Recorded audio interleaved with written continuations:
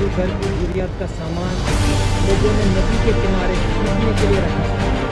पानी की सतह बढ़ने के बाद ये सामान अपना समेटते हुए, ये तस्वीरें आप देख रहे हैं बिक्रमपुर के इलाके से। नदी का पानी जो है वो बढ़ रहा है धीरे धीरे और लोग अपना सामान समेट रहे हैं।